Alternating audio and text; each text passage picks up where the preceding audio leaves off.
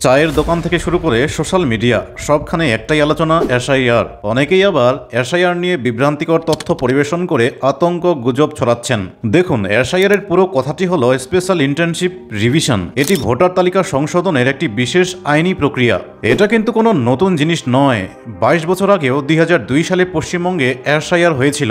দেখুন, প্রতি বছরই ভোটার তালিকায় একটি বিশেষ সংশোধন হয়, যেটা বিএলওরা করে থাকেন। এটাকে বলা হয় স্পেশাল রিভিশন। কিন্তু এবারে এই স্পেশাল আর রিভিশনের মাঝখানে একটা নতুন শব্দ ঢুকেছে, সেটা হচ্ছে ইন্টার্নশিপ, আর যেটার জন্যই এত আলোচনা।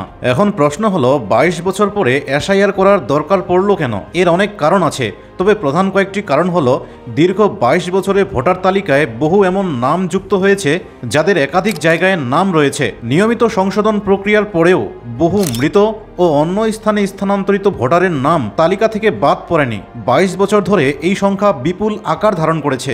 বিহারের এসআইআরে আমরা যেটা দেখেছি, যেখানে ভোটার তালিকা থেকে বাদ পড়া নামগুলোর মধ্যে বেশিরভাগই মৃত বা শিফটেড ভোটার। আবার অনেক ক্ষেত্রে দেখা যাচ্ছে বাইরের দেশ থেকে অনুপ্রবেশকারীরা এ দেশে এসে ডুপ্লিকেট কাগজ বানিয়ে ভোটার তালিকায় নাম তুলেছে। তারা আপনার রেশন, চাকরি, স্বাস্থ্য সুবিধা থেকে শুরু করে সব কিছুতে ভাগ বসাচ্ছে। নিরাপত্তার ক্ষেত্রে হুমকি হয়ে দাঁড়াচ্ছে। ইভেন আমাদের দেশের শাসন ক্ষমতায় কে বসবে সেটাও তারা ঠিক করে দিচ্ছে। সুতরাং এসআইআর এর মাধ্যমে এই নামগুলো চিহ্নিত করে তালিকা পরিষ্কার করা প্রয়োজন হয়ে পড়েছে। অর্থাৎ এসআইআর এর একটাই উদ্দেশ্য, কোনো যোগ্য নাগরিক যেন ভোটার তালিকা থেকে বাদ না যান এবং কোনো অযোগ্য ব্যক্তি যেন ভোটার তালিকায় অন্তর্ভুক্ত না হন।